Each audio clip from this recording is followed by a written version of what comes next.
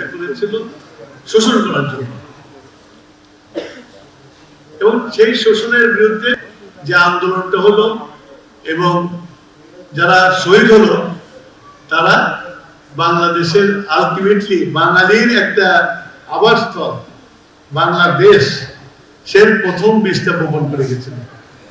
সেই বীজটাই কিন্তু আস্তে আস্তে বড় হয়ে ৭১-এ যুদ্ধ ত্বরান্বিত করেছে।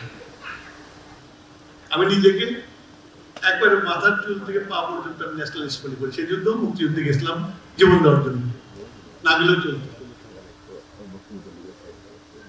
ছাত্র জীবনে রনডিসি নিয়ে ভুগতাম, লেফট পলিটিক্স করছি, নকশালাইট হয়েছি সমাজ পরিবর্তনের জন্য। কিন্তু সমাজ যে উল্টো দিকে হাঁটে এখন দেখতেছে। এই যে গণতন্ত্র হয়েছে, আমরা গণতন্ত্রের পথে হাঁটছি, বাট নেক্সট 5 years পরে কি হবে you don't know, I don't no.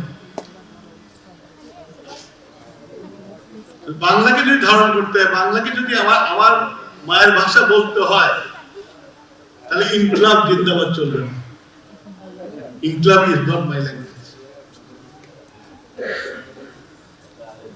বেঁচে আছে বলে আজকে মন্ত্রী হয়েছে এই দেশটা, এই ভূখণ্ড তৈরি হয়েছে বলে আমি মন্ত্রী হয়েছি। সুতরাং দেশকে ভালোবাসা থেকে মুক্তি দেওয়া, দেশকে ভালোবাসতে নিজেদের পরিশোধিত করতে হবে, তাহলেই বাংলা ভাষা রক্ষা করা হবে।